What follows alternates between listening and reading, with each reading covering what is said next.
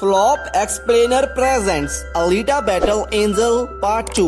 Movie के first part का link हमने डिस्क्रिप्शन में दे दिया है, तो सभी देख लेना।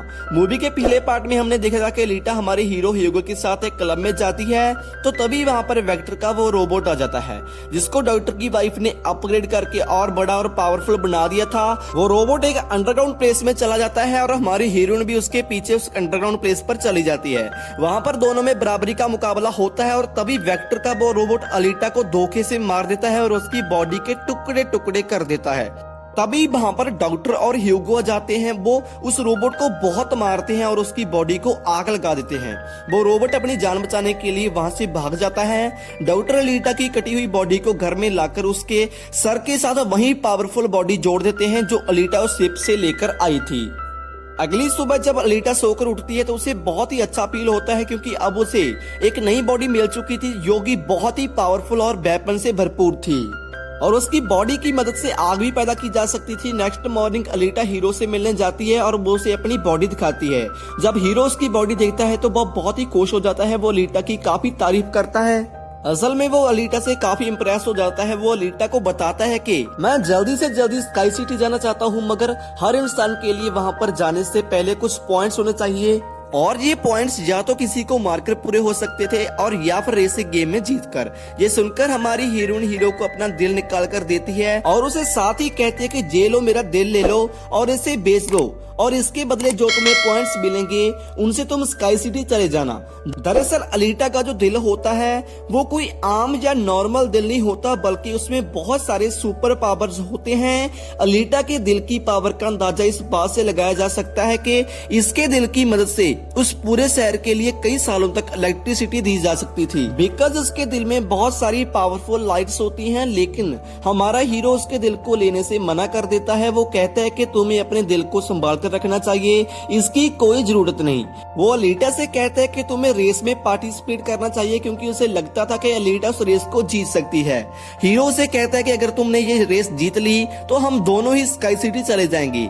अलीटा उसकी ये बात सुनकर रेस में पार्टिसिपेट करने के लिए रेडी हो जाती है और ये सब अब वो हमारे हीरो के लिए करना चाहती थी, क्योंकि वो ह्यूगो को पसंद करने लगी थी। मूवी में आगे हम वेक्टर को देखते हैं जो अपने कुछ किलर्स को कहता है कि अगर तुमने होने वाली रेसिंग गेम में अलीटा को मार दिया तो मैं तुम सभी को 5 मिलियन पॉइंट्स दूंगा, जिससे तुम भी स्काई सिटी में जा सकोगे। मूवी के अगले सीन में हम उसी हंटर को देखते हैं जिसको अलीटा ने क्लब में मारा था, क्योंकि उस हंटर ने अलीटा का मजाक उड़ाया था। तो वो अपनी इंसल्ट पर अलीटा से रिवेंज लेना चाहता था। इस बदले का शिकार वो हमारे हीरो को बनाने वाला था।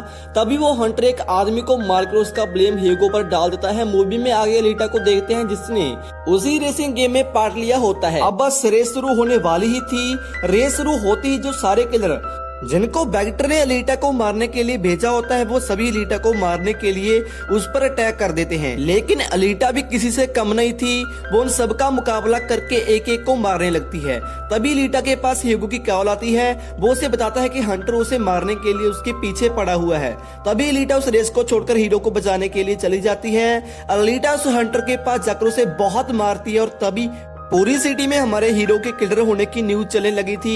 उसे पकड़ने पर भारी अमाउंट रखे गए और तभी ह्यूगो को मारने के लिए सिटी की पुलिस भी आ जाती है, बिकॉज शहर के लोगों का यह मानना था कि ह्यूगो एक किलर है और उसे मारना बहुत जरूरी है। इसीलिए वो सभी अलीटा को कहते हैं कि ह्यूगो को वो मार डाले, बट अलीटा हीरो को नहीं मारती। बट तभी वो हंटर अपनी तलवार से हीरो पर वार कर देता है और ह्यूगो अपनी सांसें गिनता हुआ मारा जाता है। तभी वहां पर डॉक्टर की वाइफ आ जाती है जो अब सुधर चुकी थी और अच्छी बन गई थी।